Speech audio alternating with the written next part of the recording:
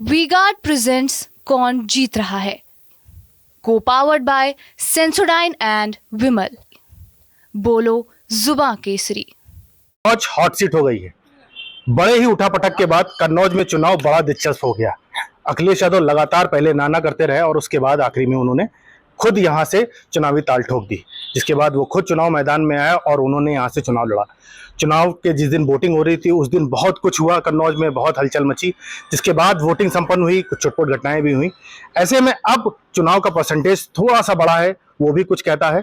कन्नौज के जो वरिष्ठ पत्रकार है, जो अच्छे पत्रकार है, वही आज हमारे साथ हैं। हम उनसे ही जानने की कोशिश करेंगे कि जिस तरह से पूरा क्रम रहा कन्नौज के चुनाव का और 2014, 19 और इस चुनाव में किस तरह से समीकरण बदले हैं। अखिलेश यादव चुनाव लड़ने की बात मना कर रहे थे, उनके भतीजे का नाम आ गया, उसके बाद जिस तरह से उन्होंने अपना नाम किया, जब भी वो यहाँ पे पत्रकारों से बात करते थे एक टीस में बोलते थे कि मैं ही चुनाव लड़ूंगा, एक इशारों में बोलते थे, लेकिन अचानक से नाम नहीं आया, फिर नाम आ गया। तो ये बहुत सारे घटनाक्रम हुए और उसके बाद जब कन्नौज से खुद अखिलेश यादव ने ताल ठोकी तो चुनावी समीकरण सब कुछ बदल गए। हमारे साथ पत्रकार है, हम उनसे ही बात करने की कोशिश करते हैं। बहुत घटनाक्रम हुआ कन्नौज के चुनाव में और अब यूपी के चुनाव में कन्नौज एक ऐसी सीट हो गई है जो अपने आप में बिल्कुल अलग है, सबकी निगाहें हैं। किस तरह का चुनाव रहा, कैसे देखते हैं और क्या आकलन लगता है? कन्नौज का चुनाव दरअसल इस बार देश में लड़े जा रहे चुनाव का लिटमस टेस्ट था। जैसे कभी आप अपने इंट्रो में कह रहे थे कि पहले अखिलेश ने कहा लड़ेंगे, कहा कि किसी और का नाम आया, तमाम तरह की बातें उठती रही, लेकिन राजनीति और पत्रकारिता दोनों बहुत मतलब होता है। जब जब अखिलेश से एक सवाल किया गया कि क्या वो स्वयं चुनाव लड़ रहे हैं या कौन लड़ेगा, आ जाइए, ज्यादातर तो कन्नौज की मांग यही थी कि अखिलेश स्वयं आए। हालांकि 2009 के बाद उनका इनडायरेक्ट रिलेशन इस सीट से रहा है, तो उनकी पत्नी यहाँ से सांसद रही है। उसके बाद वो जब मुख्यमंत्री बने तो उन्होंने रिजाइन किया था, डिम्पल यहाँ से सांसद रही। पिछला चुनाव वो हार गई थी। तो यहाँ जैसे कई जगह ऐसा हुआ है कि उन्होंने सीट पर टिकट अनाउंस कर दिया और उसके बाद आके स्थानीय समीकरण फिर बचे। ठीक उसी तरह कन्नौज में उन्होंने तेज प्रताप सिंह का नाम लिया। वो मैं तब भी मानता था कि ये एक लिटमस टेस्ट है कि देखें उन पर रिएक्शन क्या आता है। पूरी सपा आंदोलित हो गई, उसको लग रहा था कि जो गढ़ का तथाकथित गढ़ है उनका है, और है भी। डॉक्टर राम मनोहर लोहिया से लेकर यहाँ बराबर समाजवादियों का आधिपत्य रहा है, समाजवादी यहाँ प्रतिनिधित्व करते रहे हैं। तो लगा कि देखें क्या तेज प्रताप पर रिएक्शन क्या होता है। और जैसे ही उनका नाम अनाउंस हुआ, आधिकारिक तौर पर घोषणा हुई थी, उसके तुरंत बाद यहाँ से लोग लोग गए, लखनऊ में उनका घेराव हुआ। उनसे कहा गया कि नहीं, अगर ये अगर वापस लेना है तो अखिलेश जी का लड़ना जरूरी है। यहाँ तक मेरी जानकारी है, उत्तर प्रदेश में पहले प्राइमरी ये तय हुआ था कि राहुल और अखिलेश चुनाव लड़ेंगे नहीं, ताकि सारी जगहों पर जाकर वो अपना मजबूत नेतृत्व दे सके। लेकिन अंत में ये हुआ कि एक व्यू ये भी आया, सपा के सूत्रों का कहना ये था कि जब सेनापति ही मैदान में नहीं होगा तो सेना कितनी उत्साहित हो पाएगी, एक महत्वपूर्ण सवाल होता है। तो निश्चित तौर पर उसके बाद अंतिम तौर पर उन्होंने रणनीति के तौर पर अपना निर्णय लिया। अखिलेश कन्नौज आए, प्रचार में तरह तरह की बातें चली, तरह तरह के आरोप प्रत्यारोपों का दौर भी चला। इसके बावजूद मैं प्रसन्न हूं कि कन्नौज में पहली बार इंसिडेंट फ्री चुनाव हुआ। यहाँ प्रशासन को भी इसके लिए थोड़ा सा मुझे धन्यवाद देना होगा कि प्रशासन लगभग निष्पक्ष रहने का प्रयास कर रहा था। ये तो नहीं कहूंगा कि निष्पक्ष रहा, यस, निष्पक्ष रहने का प्रयास कर रहा था। और इसका सबूत यह है कि बीजेपी प्रत्याशी ने आधिकारिक तौर पर 43 शिकायतें की है, जो इलेक्शन कमीशन की साइट पर उपलब्ध है। 43 शिकायतें अगर कोई प्रत्याशी कर रहा है तो इसका मतलब है वो चुनाव नहीं लड़ रहा था, वो खाली शिकायतें कर रहा था। एक मतलब है कि 43 पत्र लिखने में समय लगता है। खैर, एक 43 उन्होंने की और एक भाजपा मुख्यालय की ओर से हुआ। 44 शिकायतें भाजपा की ओर से यहां दर्ज कराई गई। हर बार प्रशासन उन्हें कंट्राडिक्ट करता रहा और हम पत्रकारों के लिए निश्चित तौर पर यह चौंकाने वाली बात थी कि डबल इंजन की सरकार, प्रदेश में राज्य केंद्र में दोनों में उनकी सरकार, और मतलब भाजपा की सरकार है, भाजपा नीति गठबंधन काम कर रहा है, और उसके बावजूद सर्वाधिक शिकायतें वही कर रहे हैं। तो थोड़ा सा कहीं हास्यास्पद भी लग रहा था, लेकिन ठीक है, चुनाव में ये सारी चीजें होती रहती हैं। और कुल मिलाकर चुनाव यहाँ का बहुत दिलचस्प था। और परिणाम भी निश्चित तौर पर दिलचस्प भी होंगे। 14 में जिस तरह से रिजल्ट आया था कोई बहुत बड़ा मार्जिन नहीं था, यही 19 में हुआ, लेकिन 19 में बीजेपी को एक एडवांटेज था, बीएसपी से गठबंधन था, और 14 में जो चुनाव लड़े थे बीएसपी से 1 लाख प्लस वोट आया था। उसके बाद भी ये कहा जा रहा है कि 1 लाख की जीत हो जाएगी या 2 लाख की जीत हो जाएगी या किसी का कैंडिडेट का, तो ये जीत का आकलन कैसे कन्नौज निकाल रहा है? अकेले कन्नौज नहीं, पूरे उत्तर प्रदेश में, पूरे देश में किसी भी एक सीट को अगर आप रिव्यू करना चाहेंगे तो एक चीज आप देखेंगे कि बसपा और सपा का जो पिछले चुनाव में गठबंधन था वो नेताओं के स्तर का गठबंधन था, उसमें कार्यकर्ताओं के दिल नहीं जुड़े थे।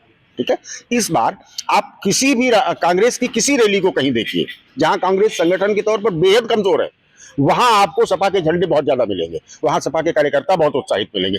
का अर्थ है कि यह गठबंधन इस बार जमीनी स्तर पर है। तो निश्चित तौर पर यहाँ तो सपा बहुत मजबूत है, तो नेचुरली भले ही यहाँ कांग्रेस के लोग गिनती के हैं, लेकिन वो हर मंच पर दिखे, हर जगह दिखे।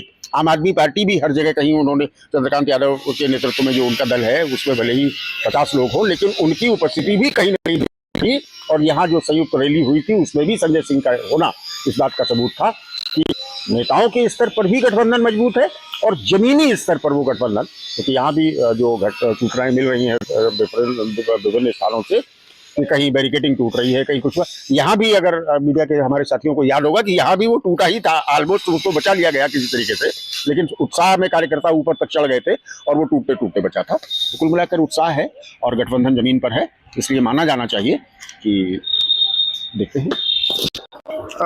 ईरा अवस्थी जी हमारे साथ हैं, काफी वरिष्ठ हैं, कि चुनाव का यहाँ बहुत चला, यहाँ तक कि ये हुआ कि एकदम समाजवादी पार्टी के जो राष्ट्रीय अध्यक्ष खुद मैदान में आ गए।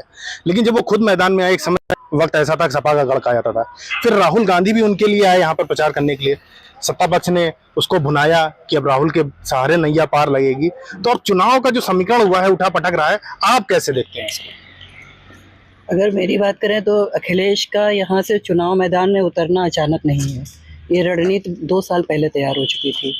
और एक प्रेस को एक निजी कार्यक्रम में मेरा ही एक सवाल था जिस पे उन्होंने ये जवाब दिया था, मैं चुनाव नहीं लड़ूंगा तो कौन लड़ेगा।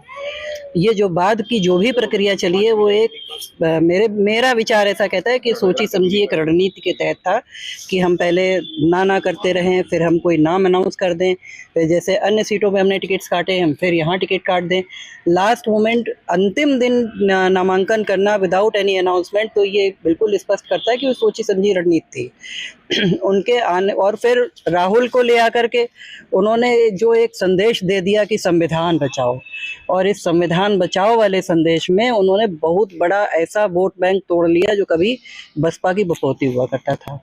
बहुत बड़ी संख्या में वो वोट डाइवर्ट हुआ है। और रही बात अगर, क्योंकि चुनाव आजकल मालूम है मुद्दे से शुरू होते हैं, जाति धर्म पे ख़त्म होते हैं, तो आखिरी में चुनाव तो फिर जाति धर्म के आंकड़ों पे चल रहा था। तो मेरा अपना सोच ये कहता है कि सपा यानी अखिलेश के पास एक प्लस पॉइंट भी था, गिनाने के लिए ढेर सारे विकास के कार्य थे कन्नौज में। जो भाजपा का कैंडिडेट उनके सामने जो टक्कर दे रहा है, मजबूत कैंडिडेट माना जा रहा है, तो उसको कहीं ना कहीं वो वहाँ उस मुद्दे पे हार देते नजर आए जहाँ पर कि बात विकास की आई। आम पब्लिक से भी हम लोग बात करते हैं, हम अपने अखबार के लिए, अपने चैनल के लिए, किसी भी चीज़ के लिए बात करते, तो आम पब्लिक भी खुल के अपना नाम बोलने को तैयार नहीं थी, लेकिन वो खुद सवाल पूछती थी, आप बताओ विकास कहाँ है। तो इस वजह से मेरा अपना सोच है कि इस चुनाव में अखिलेश तो काफ़ी मजबूत स्थिति में, लड़ाई आसान नहीं है तो, लेकिन उतनी मुश्किल भी नहीं है, टक्कर बराबर की है। क्योंकि जो भाजपा को वोट मिलेगा वो तो मोदी और योगी के काम और नाम पे मिलेगा, यहाँ तो आम जनता को तो कुछ नहीं दिख रहा जो हुआ। एक चीज विकास किया गई, अखिलेश ने बहुत विकास किया, 19 में भी तो ये विकास पूरा बरकरार था, फिर कहां पर विकास था उस समय, लेकिन राजनीतिक गठजोड़ ने कमाल किया था। रसूलाबाद सीट जहां से हार और जीत तय हो जाती है, तो 14 में जब सुब्रत जी हार गए थे, उस समय रसूलाबाद के शिव कुमार बेरिया उस समय सपा के खेमे में थे, वो उचक के जब चले गए 19 में, उन्होंने पाला बदल दिया, वो भाजपा खेमे में गए। आप अगर आंकड़े उठा के देखेंगे तो बीजेपी की हार और जीत जो दोनों हुई हैं वो रसूलाबाद से हुई हैं, और इस बार वही व्यक्ति इनके खेमे में शामिल कर लिया गया है, वो भी एक रणनीति है। इसके अलावा रसूलाबाद की विधूना की विधायक आपकी रेखा वर्मा जी, इस बार अखिलेश जी अपनी हर सभा में, हर कार्यक्रम में उनको ले लेके घूमे, तो लोधी मतदाता को उन्होंने अच्छे से प्रभावित किया। उस क्षेत्र में उनका अच्छा खासा प्रभाव है, वो जो कहती हैं वही होता है। तो कुछ और आगे बढ़ते हैं, बात करते हैं। जब जिस तरह से देखते रहे आप लोगों ने, बड़ा बारीकी से चुनाव को कवर किया, हर एक चीज़ देखा। इंदरगढ़ और तिरवा में जिस तरह से अवंतीबाई मूर्ति को लेकर जब वो गरमाया, और उसके बाद अखिलेश यादव लगातार ये कह रहे थे कि चुनाव वो लड़ेंगे, मतलब इशारों में बात कर रहे थे। फिर इन टाइम पे बदलाव हो गया, फिर खुद आ गए, फिर उसके बाद अवंतीबाई को लेकर भुनाया गया, कुछ मुद्दे थे उनको। तो आप किस नजरिए से देख रहे हैं कि अखिलेश के चुनाव आने के बाद चुनाव पलटा है, या सुब्रत पाठक जिस तरह से चुनाव लड़ रहे थे तो वो किस रणनीति में गए हैं, और ओवरऑल क्या निष्कर्ष निकलता है? देखिए, चुनाव मुद्दा, माहौल और मौके को लाना ही एक चुनाव होता है। यहाँ पे क्या हुआ कि हॉट सीट रही है और चुनाव जटिल था दोनों पार्टियों के लिए, लेकिन सपा ने तो मजबूत तैयारी की, और सपा की राह आसान तब होती दिखी है जब भाजपा की ही गतिविधियों को उन्होंने भुनाया। जैसे कि अखिलेश ने कहा कि हमने तो तेज प्रताप को उतारा, लेकिन कमेंट की इतने हुए कमेंट हमारे ऊपर, तो मुझे बुलाया गया, मैं चुनाव यहाँ लड़ा। और इसी तरीके से भाजपा के जो प्रत्याशी हैं उन्होंने एक कहा था तिरवा में ही कि हमने राजपूत वोट तो खरीदे थे। तो ये भी सपा को एक बड़ा मुद्दा हाथ लगा, उसने प्रहार करके इस मामले पे राजपूत जो वोट बैंक था उसको साधा।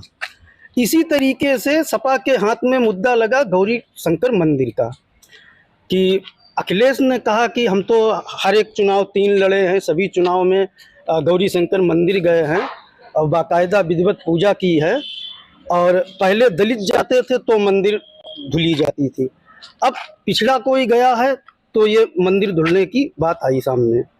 तो ये भी मुद्दा एक बहुत हावी रहा है। कन्नौज में ही नहीं, मंदिर धुलने के मामले में प्रदेश स्तर तक सपा को फायदा मिलता नजर आया। इसी तरीके से मूर्ति पे यहाँ अवंतीबाई की मूर्ति को लेके मुद्दा, उसको भी सपा ने भुनाया। छिबरामऊ में गौतम बुद्ध की प्रतिमा को लेकर भी, तो कहीं ना कहीं मूर्ति और जो मुद्दे भाजपा की तरफ से उछल के आए, वो अखिलेश यादव ने पूरी तरीके से अपने पक्ष में लेने के लिए हर संभव प्रयास किया, और उसका फायदा भी मिलता दिख रहा है। कन्नौज में मतलब कुछ लग रहा है कि कुछ ऐसा होगा? हाँ, कन्नौज में सपा की तरफ से हर एक जो है जितना भी जातीय या धार्मिक आधार पे वोटों को साधने की बड़ा दिलचस्प लड़ाई हुई दोनों संगठनों में। अच्छा, बीते कुछ समय से सपा अंतरकलह से भी जूझ रही थी, ये अंतरकलह इस बार खत्म हुई कि लग रहा वैसे रहा? देखिए, जो 2019 में ट्रिपल की हार का मुख्य मामला था वो अंतरकलह था। कई जो है ऐसे नेता सपा के थे जो उस चुनाव में छोड़ गए, कई लोगों को निकाला भी गया था, और शिवपाल सिंह का भी एक विरोध था यहाँ पे, रसूलाबाद में शिव कुमार बेरिया थे। तो कई नेता जब ऐन वक्त पे 2019 में सपा छोड़ के चले गए थे, उसका नुकसान हुआ। इसी से अखिलेश यादव खुद मैदान में आए, तो जो बड़े नेता वर्चस्व जिनका था, वोट पे पकड़ थी, उनको उन्होंने मना के पहले से ही पार्टी में लाना शुरू कर दिया था। तो कई नेता आ गए थे, तो उसका भी फायदा मिलेगा। क्या लगता है आपको, जिस तरह से इतना घटनाक्रम हुआ, सब देखा, हर एक चीज़ देखा, 19 में एक अच्छी जीत मिली भाजपा को, यहाँ से कभी काफ़ी समय बाद भाजपा वापस लौटी, इस बार अखिलेश के आने से क्या बदलाव हुआ, या सुब्रत पाठक उतनी ही मजबूती से फिर लड़े? देखिए, जहाँ तक सपा की बात है, मुलायम सिंह जी ने सन 2000 में अखिलेश यादव को यहाँ उतार करके पहली बार चुनाव लड़वाया था, और उस बार अखिलेश जी काफ़ी अच्छे मार्जिन से, लगभग 3 लाख के आसपास वोटों से वो जीते थे।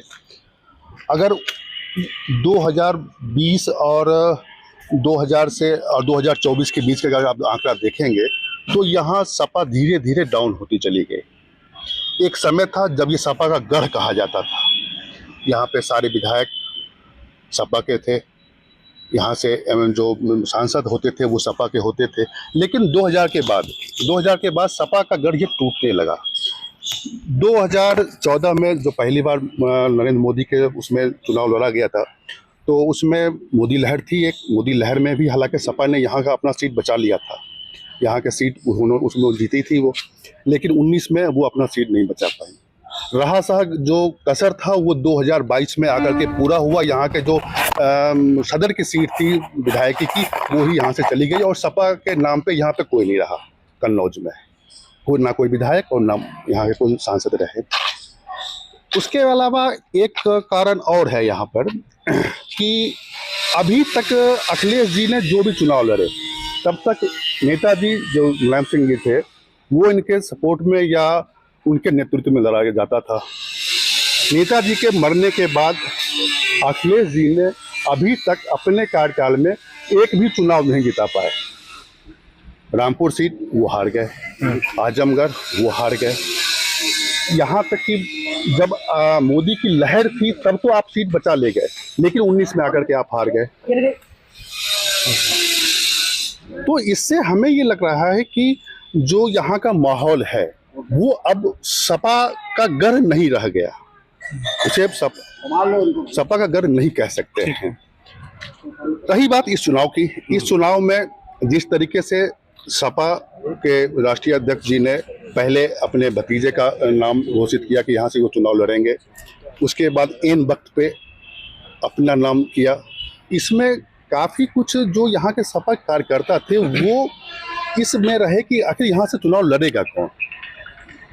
और चुनाव के वोटिंग के और नॉमिनेशन के बीच का जो वक्त था वो इतना कम रह गया कि उसमें इनकी तैयारी उतनी अच्छी नहीं हो पाई जितनी होनी चाहिए थी। हालांकि कमी उधर से भी थी, गुटबाजियाँ उधर भी थी, गुटबाजियाँ इधर भी थी, गुटबाजी हावी रही दोनों तरफों से। अब देखिए 4 तारीख को क्या होता है। तो क्या निकल रहा है, कुछ लग रहा है कि किसका पल्ला भारी रहेगा? देखिए टक्कर बराबरी का तो नहीं कह सकते हैं, लेकिन आसान भी नहीं है, दोनों प्रत्याशियों के लिए आसान भी नहीं है। अगर जीत हार का अंतर भी रहा तो बहुत ज़्यादा नहीं रह पाएगा यहाँ पे, क्योंकि उसका अंतर आप देख लीजिए ना, 2000 से सपा का हमेशा वोट गिरता ही चला गया है। यहाँ तक कि जो डिम्पल यादव निर्विरोध कभी हुआ वहाँ पे होती थी वो 19,000 वोट से जीत रही है, जो लाखों में जीती थी वो 19,000 जीत रही है। तो उसका क्या कारण है? उस तो कहीं तो कोई कारण है कि वोट इनके कट रहे हैं। तो अपने अपने बात है, लॉजिक भी बात में है कि जिस तरह से बढ़ा हुआ था, एक तरह से कन्नौज गाड़ी कहा जाता था, निर्विरोध होना, उसके बाद 19,000 वोटों से मात्र जीतना और उसके बाद 19 आते आते 12-13 हज़ार वोटों से हार जाना। लगातार आप भी चुनाव कवरेज कर रहे हैं, 14 चुनाव देखा, 19 देखा, जिस तरह का घटनाक्रम हुआ, तो 14 से लेकर 24 इन 10 सालों में सपा ने अपनी ज़मीन पे बहुत कुछ खो दिया, जो हम लोग देखते चले आ रहे हैं, और बहुत सारी चीज़ें भी हुई। लेकिन ये जो चुनाव आया, ये चुनाव मुद्दों के साथ साथ प्रत्याशियों के चेहरे पर भी आ गया। तो अब इसको किस तरह से देख रहे हैं? आप लोगों ने पूरा देखा चुनाव, तो ये चुनाव अब किस तरफ मुड़ रहा है? देखिए, ये यकीनी तौर पर यहाँ चुनाव तो मुद्दे पे नहीं हुआ है। पॉलिटिकल मंच पे 2-4 मुद्दों का जिक्र भले ही किया गया हो, लेकिन उनका कोई वजूद नहीं था जो चेहरे लड़ रहे थे। लेकिन जिन मुद्दों को उठाने की कोशिश की गई उनमें वो ताकत नहीं थी प्रत्याशियों में, तो चाहे सपा की तरफ से रहा हो या भाजपा की तरफ से रहा हो। सपा के पास ये था, उनके पास एक फहरिस्त थी कि हमने इतना काम कराया है। चूँकि अखिलेश जी के यहाँ से 24 साल का पुराना रिलेशन है यहाँ से, सन 2000 में पहली बार वो सांसद बने, और अभी बड़े भाई हमारे कह रहे थे कि 2000 के बाद सपा का ग्राफ गिरा है। तथ्यात्मक फैक्ट इसमें ये है कि 2000 के बाद सपा का ग्राफ यहाँ ऊंचा हुआ है। 2000 में अखिलेश यादव जो पहली बार चुनाव लड़े थे तो 56,000 की लीड मिली थी उनको, विक्ट्री मार्जिन। 2004 में वो 3.5 लाख वोट जीते थे, जो 2004 के इलेक्शन में, जो कन्नौज की अभी हिस्ट्री में है वो कि उतनी बड़ी मार्जिन कन्नौज में यहाँ कभी नहीं मिला है। 62% अखिलेश जी को चुनाव वोट मिला था, और नंबर 2 पे जो बसपा का रहा था, तो दोनों के बीच में तकरीबन 25 से 30% का गैप था। 2009 में अखिलेश जी की विक्ट्री का मार्जिन में कमी आई।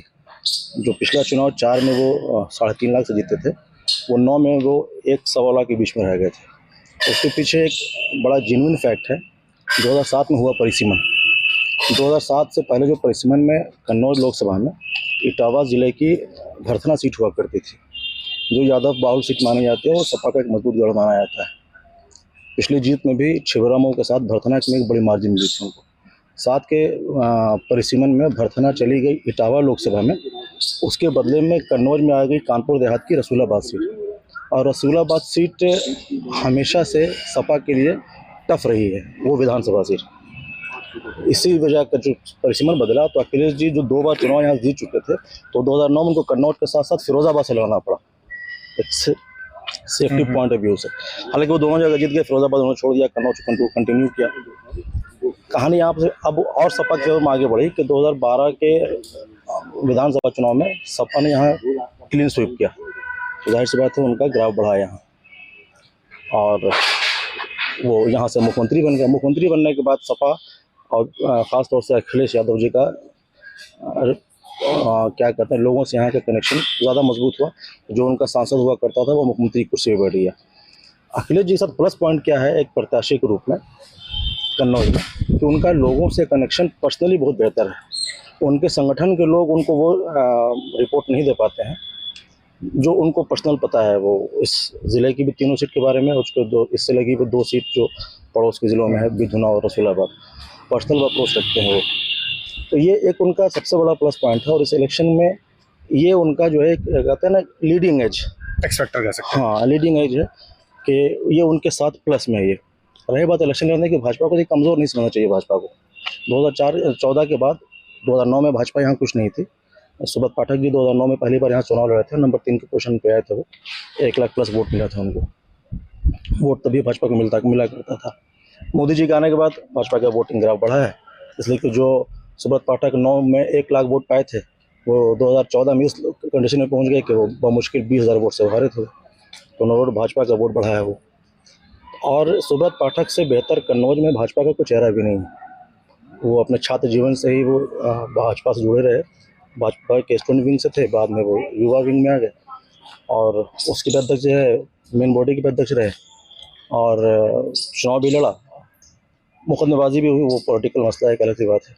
तो सुब्रत पाठक से बेहतर कन्नौज में भाजपा के पास कोई चेहरा नहीं है।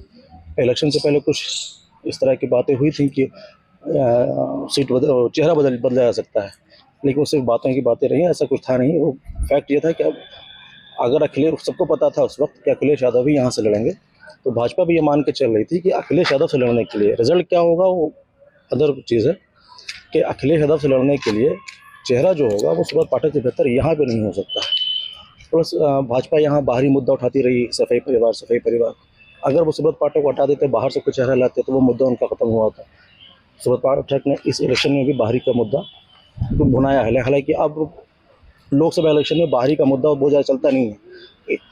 कई बड़े चेहरे हैं जो बाहर से आकर के दूसरी जगह लड़ते हैं, वो पब्लिक पसंद के लेते हैं। तो अखिलेश यादव के पास क्या है कि उनका मुख्यमंत्री कार्यकाल में कराया गया काम, जब वो सांसद हुआ करते थे तो उनके पिताजी मुख्यमंत्री हुआ करते थे, उनके पास काम गिनाने की चीज़ें हैं जो गिनाते हैं। वो मेडिकल कॉलेज, इंजीनियरिंग कॉलेज, सड़कें, अस्पताल और भी सारी चीज़ें हैं। और भाजपा के पास उतना स्ट्रॉन्ग पॉइंट नहीं है उस तरह काम कराने का कलेक्टिव। वो ये है कि हाँ, जो सेंट्रल गवर्नमेंट की स्कीम्स थी वो लोगों तक पहुंची है, ये उनका प्लस पॉइंट है। स्टेट गवर्नमेंट की जो स्कीम्स हैं वो लोगों तक पहुंचाई गई हैं, ये उनके पास बताने का, पर्सनली बताने के लिए अखिलेश यादव के मुकाबले नहीं है। और ये सुब्रत पाठक भी अपनी मीटिंग में कहा करते हैं कि अखिलेश जी उन योजनाओं का जिक्र करते हैं जो उन्होंने मुख्यमंत्री रहते हुए काम करवाया था। मैं तो सांसद हूँ, मेरी तुलना सांसद से होनी चाहिए।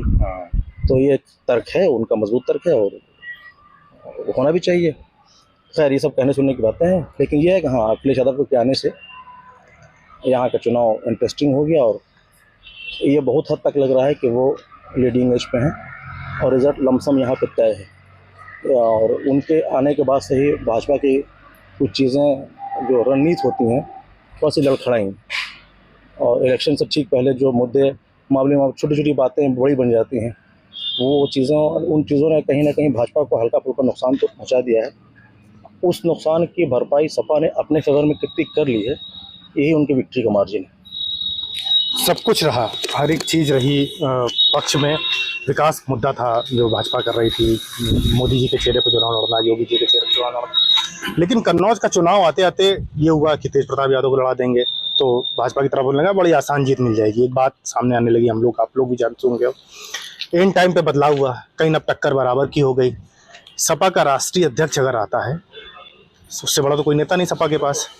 तो अगर सपा वाले बोलते हैं कि टक्कर बराबर क्यों हो गई, सूरत पाठक लगातार चुनाव लड़ते चले आ रहे हैं, उन्होंने कहा कि हमें कोई फर्क नहीं पड़ता तेज प्रताप यादव आ जाएं या ये आ जाएं, क्योंकि वो लगातार अखिलेश यादव के 2009 से लगातार चुनाव लड़ते चले आ रहे हैं, क्योंकि उनकी पत्नी थी तो जाहिर सी बात है पीछे वही रहे होंगे। तो चुनाव आते आते बहुत रंग बदला, मंदिर धोया गया, तमाम चीजें हुई, मूर्ति चढ़े गए, सब कुछ हुआ। तो विकास का मुद्दा हो गया भारी या फिर ये सब मुद्दे भारी हो गए, तो ये चुनाव में अब निष्कर्ष क्या निकल रहा है? देखिए, कन्नौज का चुनाव इस बार ऐसा चुनाव है, इसकी अगर इसे देखेंगे तो लगभग पूरे देश की नज़र कन्नौज के चुनाव पे है, क्योंकि कन्नौज में समाजवादी पार्टी का सर्वोच्च चेहरा मैदान में है, या आप ये कहें कि पूरी समाजवादी पार्टी ही मैदान में। कन्नौज निर्विवाद रूप से समाजवादी पार्टी का गढ़ रहा है। नेताजी रहे यहाँ से, उसके बाद अखिलेश जी रहे, और उन्होंने, नेताजी शायद ऐसे पहले राजनीतिज्ञ होंगे जिन्होंने अखिलेश जी को कन्नौज सांसद से लेके मुख्यमंत्री तक अपने संरक्षण में रखते हुए अपनी राजनीतिक विरासत को ट्रांसफ़र कर दिया। कन्नौज में अखिलेश ने डिम्पल जी को आगे किया, हालांकि पिछले 19 के चुनाव में डिम्पल जी हार गई, लेकिन बावजूद इसके ये कहना कि कन्नौज में समाजवादी पार्टी की जड़ें कमज़ोर हो गई, वोट बैंक गिरा, ग्राफ गिरा, ये चीज़ें नहीं समझ में आती हैं, क्योंकि समाजवादी पार्टी इस बार अखिलेश जी चुनाव लड़ रहे हैं। शुरुआत से जब से चुनाव की चर्चा हुई, अखिलेश जी के बराबर सक्रियता बनी रही। उन्होंने लगभग हर मीटिंग में इशारा दिया कि वही चुनाव लड़ रहे हैं। आखिर में चलता रहा, आखिर दिन उनका नामांकन होने के बाद अखिलेश जी का मैदान में आना, सब रणनीति थी, उन्हें ही चुनाव लड़ना था, ये तय था, लगभग सबको पता था। इस बार का जो चुनाव है, विकास और अन्य मुद्दे, मेरे ख्याल से कन्नौज की जनता ने उस टाइम जो विकास देखा, कन्नौज में बड़े बड़े विकास के काम हुए, ठीक है, कुछ पिछली बार गठबंधन था, गठबंधन का वोट ट्रांसफ़र नहीं हुआ, अलग अलग सबके अपना विश्लेषण रहे, इस वजह से भाजपा जीत गई, या सुब्रत बराबर लगे हुए थे चुनाव में बराबर, इसका भी उन्हें कुछ फ़ायदा मिला, जीते चुनाव। लेकिन जहाँ तक पब्लिक का सवाल है, तो पब्लिक ने उस तरह का विकास देखा है जो एक मुख्यमंत्री के लेवल का विकास रहा है। कहीं ना कहीं मुख्यमंत्री लेवल का विकास और एक सांसद के उसमें फ़र्क है। सुब्रत जी अक्सर कहते भी हैं कि जैसा तारिक भाई ने बताया कि तुलना नहीं होनी चाहिए, लेकिन पब्लिक है, पब्लिक तुलना करती है। पब्लिक को इससे मतलब नहीं है कि आप विकास कार्य कर रहे हैं, सांसद के तौर पे कर रहे हैं या मुख्यमंत्री के तौर पे कर रहे हैं, पब्लिक को विकास चाहिए। उन्होंने, और बाकी जो मुद्दे रहे चुनाव के दौरान, कुछ बयान चर्चित रहे, वीडियो वायरल हुए, चीज़ें थी। जो मंदिर अंदर धुला, इसको फायदा किसको हुआ इसका? देखिए, मंदिर धुलने का जहाँ तक बात रही, भाजपा का सवाल था, तो उन्होंने चुनाव को थोड़ा सा धार्मिक रंग देने का प्रयास किया, जो लोगों में चर्चा रही, जन चर्चा रही कि ये ऐसा था। सपा ने उस चीज़ को पिछड़ों के सम्मान से जोड़ा, अपमान से जोड़ा, तो कहीं ना कहीं इस चीज़ का फ़र्क दिखा है चुनाव में, उसका फ़र्क दिखा है। कुछ लामबंद हुए हैं लोग, पक्ष में विपक्ष में, दोनों तरफ से। चुनाव टफ है, नहीं कहा जा सकता। भाजपा ने भी पूरी ताकत लगाई, समाजवादी पार्टी के लिए तो सब, कन्नौज का चुनाव सब कुछ है। डिम्पल पिछली चुनाव की हार, एक तो उसका बदला, दूसरे अखिलेश का चेहरा। आप पूरे प्रदेश में, पूरे देश में जीत जाइए, आपका सर्वोच्च नेता अगर हारता है तो एक बड़ी बात होती है। तो समाजवादी पार्टी ने भी कोई और कसर नहीं छोड़ी है। जहाँ तक मेरा ख्याल है, इस बार के चुनाव में, अभी चुनाव टफ था, लेकिन कुछ हद तक मार्जिन सपा के पक्ष में दिख रहा है। बाकी 4 तारीख को नतीजे। अगर आखिरी कुछ शब्दों में बात करी जाए तो क्या लगता है, अगर अखिलेश यादव को ही आना पड़ गया तो इसका मतलब चुनाव बहुत ज़्यादा टफ हो गया था कन्नौज के लिए, क्योंकि सुब्रत पाठक देखिए लगातार आते चले आ रहे थे, एक जीत हाथ लग गई, तो उनके पास तो खोने के लिए मेरे ख्याल से कुछ नहीं। लेकिन समाजवादी पार्टी का कहीं ना कहीं अब पूरा वर्चस्व यहाँ पर लग गया है, पूरी प्रतिष्ठा दांव पे लग गई है, तो उनके लिए बहुत मजबूत चुनाव हो गया। लड़ना यहाँ अखिलेश यादव को ही था। ये सब चुनावी पैतरे होते हैं कि आखिरी वक्त में उनको हटाया है नहीं हटाया, जो भी था। ये पिछली जो बड़ी क्लोज फाइट में सपा ने सीट लूज़ की थी, उसकी कसर भी थी सपा के पास। और ये पहले से तय था कि अखिलेश यादव ही खुद यहाँ से लड़ेंगे। और जो मिजाज है यहाँ के लोगों का, उन अखिलेश यादव के अलावा कोई सपा से कोई और आ जाए तो और यहाँ की पब्लिक उसको एक्सेप्ट भी शायद ना कर पाती। तो अभी चतुर्वेदी यादव ने जो कहा था ना कि वो लिटमस टेस्ट था, वो आखिरी के 2 दिन के 2 बातें थी। उन्होंने अपने सोए हुए कार्यकर्ताओं को जगाया कि देखो हम किसको भेज रहे हैं। तो कार्यकर्ता पहले मान के चलते कि भैया आ रहे हैं उनके, और बिल्कुल इतना रेस्ट मोड में थे कि भैया उनके आ रहे हैं, सेफ जोन में चले गए थे कि वो भैया आएंगे तो इलेक्शन तो मेरा वन साइड हो जाएगा। लेकिन उन्होंने एक तरह से ऐसा कार्ड फेंका कि कार्यकर्ताओं में मच गया कि अगर वो नहीं आएंगे, उनके बदले में कोई और आ जाता है और सीट अगर इधर उधर हो जाती है तो रहना तो कार्यकर्ताओं का ही है, तो वो कैसे फेस करेंगे अगले आने वाले समय को। तो उनमें खलबली मची। और ये भी बड़ी बात है कि जो चाह रहे थे अखिलेश यादव, उसमें वो कामयाब हो गया अपने कार्यकर्ताओं के नज़रिए से, कि वो बाकायदा यहाँ से कार्यकर्ताओं का पूरा हुजूम लखनऊ पहुँच गया और बिल्कुल रिजिड हो गया कि नहीं साहब आपको लड़ना तो आप ही को, आपके बिना यहाँ मामला बनना नहीं है।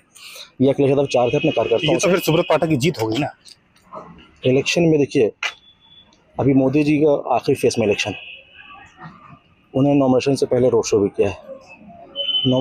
उसके बाद उनका जो पूरा चुनावी कैंपेन है आसपास है, वो पटना में रेस्ट कर रहे हैं, नाइट स्टे कर रहे हैं वहाँ। अभी जब इलेक्शन वहाँ पहुँचेगा बनारस में, पिछली बार भी 2 से 3 दिन उन्होंने स्टे किया था। आप ये कह दें कि प्रधानमंत्री ये 3 दिन क्यों स्टे कर रहा है? इलेक्शन है, इलेक्शन को छोटा या बड़ा नहीं समझना चाहिए। भाजपा के जो उस वक्त अध्यक्ष हुआ करते थे अमित शाह, वो हैदराबाद के म्यूनसिपल इलेक्शन में गए थे। असदुद्दीन ओवैसी ने कमेंट पास किया पॉलिटिकल कि इतने बड़े नेता हैं, वो म्यूनसिपल के इलेक्शन में आ गए हैं। उन्होंने कहा कि ये हम इलेक्शन लड़ रहे हैं, इलेक्शन छोटा या बड़ा नहीं होता। तो अगर अखिलेश यादव आ गए हैं तो ये वो किसी की जीत या किसी की हार नहीं है। सुब्रत पाठक को लड़ना था, ये उनका अपना है, उनका फंडा था कि एक एज लेने का कि हमारे कहने पर अखिलेश यादव आए हैं, पदर के लिए वो उनका मामला बन सकता। लेकिन ऐसा कुछ नहीं है, अखिलेश यादव को ही आना था और वो ही आया। चूँकि वो सीट उनकी मानी जाती है एक तरह से। एक लाइन में अगर चुनाव पूरा बोला जाए तो क्या बोलेंगे? कन्नौज का चुनाव किधर जा रहा है? सपा यहाँ लीडिंग एज में।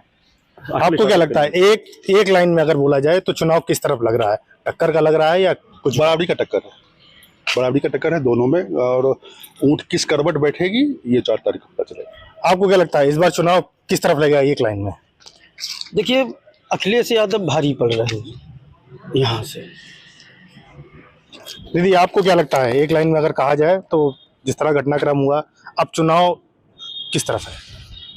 और पत्रकार होने की हैसियत से हमको भी ऐसा ही लगता है कि जो समीकरणों में उलटफेर हुआ है, जो दोनों तरफ से रणनीतियां चली हैं, उसके हिसाब से तो सपा के पक्ष में चुनाव लग रहा है और हार जीत के अंतर में कुछ हो सकता है।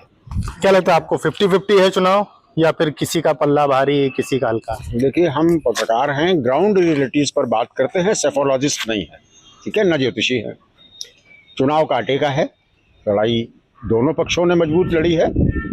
लेकिन ये सही है कि जो आकलन है तथ्यों का, और इलेक्शन कमीशन ने, मैं हैरान हूँ कि आज 10 दिन लगभग होने को है, अभी तक इलेक्शन कमीशन ने ऑफिशियल डाटा जारी नहीं किया है।